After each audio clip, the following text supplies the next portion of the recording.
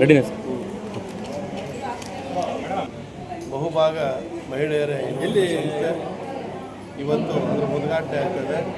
ಈ ಸಂದರ್ಭದಲ್ಲಿ ಒಂದು ವಿಷಯದ ಬಗ್ಗೆ ನನಗೆ ಮಾತಾಡಲೇಬೇಕು ಅಂತ ಅನ್ನಿಸ್ತು. ಅದೇನು ಅಂತಂತಂದರೆ, ಈಗ ತಾನೇ ನಮ್ಮ ಮಿತ್ರರಾದಂಥ ಮನ್ನೂರು ನಾಗರಾಜ್ ಅವರು ಒಂದು ಸಂಜೆ ಮುಗಿಲಿ ಒಂದು ಪತ್ರಿಕೆಯನ್ನು ತಂದು ನನಗೆ ಕೈ ಕೊಟ್ಟು ಇದನ್ನು ನೋಡಿ ಅಂತೇಳಿ ನಿಜವಾಗ್ಲೂ ಕೂಡ ಬಹಳ ಆಶ್ಚರ್ಯ ಆಯಿತು.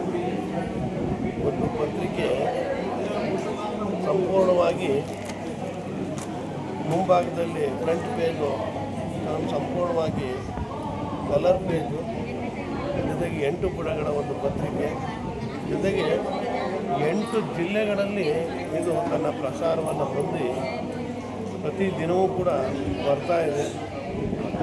ಇದ್ರ ಬೆಲೆ ಕೇವಲ 3 ರೂಪಾಯಿ. ಇದೆಲ್ಲ ವಿಶೇಷವನ್ನು ನೋಡಿ ನಿಜವಾಗ್ಲೂ ಕೂಡ ಆಶ್ಚರ್ಯ ಆಗಿ ಈ ಸುದ್ದಿಯ ಕಡೆಗೆ ನಾನು ಕಣ್ಣು ಹಾಕಿದಾಗ ಎಲ್ಲ ಸುದ್ದಿಗಳು ಕೂಡ ಒಂದು ರೀತಿ ಅಟ್ರಾಕ್ಟಿವ್ ಆದಂಥ ಒಂದು ಹೆಡ್ಡಿಂಗನ್ನು ಕೊಟ್ಟಿರ್ಬೋದು, ಜೊತೆಗೆ ಓದುವಂತೆ ಮಾಡುವಂಥ ವಿಷಯವನ್ನು ಬರೆದಿರೋಂಥದ್ದಿರ್ಬೋದು, ಆಮೇಲೆ ಓದೋ ರೀತಿ ಇರೋಂಥ ಒಂದು ಫಾಂಟ್ ಸೈಜು ಮತ್ತು ಅಲೈನ್ಮೆಂಟು, ಪ್ರಿಂಟಿಂಗು ಇವೆಲ್ಲ ನೋಡಿ ಒಂಥರ ವಿಶೇಷವಾಗಿದೆ ಅಂತ ಅನ್ನಿಸ್ತು. ಒಳಗೆಲ್ಲ ನೋಡಿದಾಗ ಅದು ಕೂಡ ಬಹಳ ವಿಶೇಷವಾಗಿತ್ತು. ಒಂದು ರೀತಿ ಇದನ್ನು ಮುಂದೆ ನಾವು ಕೂಡ ತರಿಸಿ ಓದಬೇಕು ಅನ್ನೋ ಒಂದು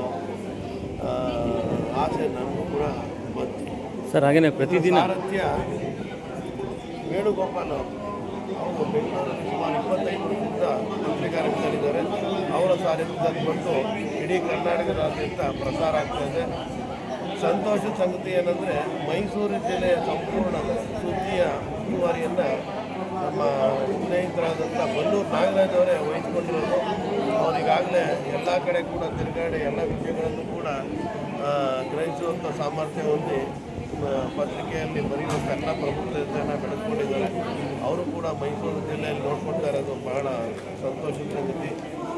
ಈ ಒಂದು ಸಂಜೆ ಮುಗಿಯುವ ಪತ್ರಿಕೆ ಇದೇ ರೀತಿ ಮುಂದೆಯೂ ಕೂಡ ಬಂದು ನಮ್ಮ ಕರ್ನಾಟಕದಾದ್ಯಂತ ಅತ್ಯಂತ ಹೆಚ್ಚು ಪ್ರಸಾರವುಳ್ಳ ಪತ್ರಿಕೆಯಾಗಿ ಬೆಳೆಯಲಿ ಅಂತ ಶುಭಾಶಯಗಳನ್ನ ತಿಳಿಸ್ತಾರೆ.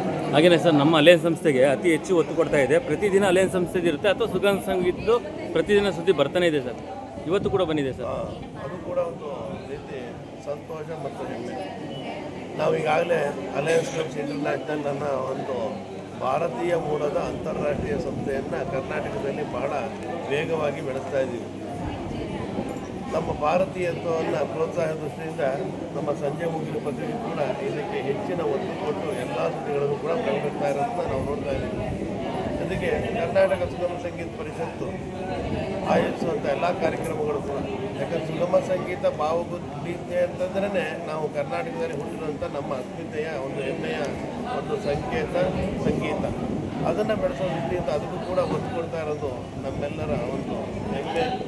ಅದಕ್ಕೋಸ್ಕರ ನಾವೆಲ್ಲರೂ ಕೂಡ ಅಲಯನ್ಸ್ ಸದಸ್ಯರು, ಸುಗಮ ಸಂಗೀತ ಪರಿಷತ್ ಸದಸ್ಯರು ನಾವು ಈ ಪತ್ರಿಕೆಯನ್ನು ತರಿಸ್ಕೊಂಡು ಓದೋದ್ರ ಮುಖಾಂತರ ಅವರು ಕೂಡ ಪ್ರೋತ್ಸಾಹಕ್ಕೆ ನಮ್ಮ ಸಹಕಾರನೂ ಕೂಡ ನೀಡಬೇಕು ಅಂತ ಕೇಳ್ತೀವಿ. Thank you sir.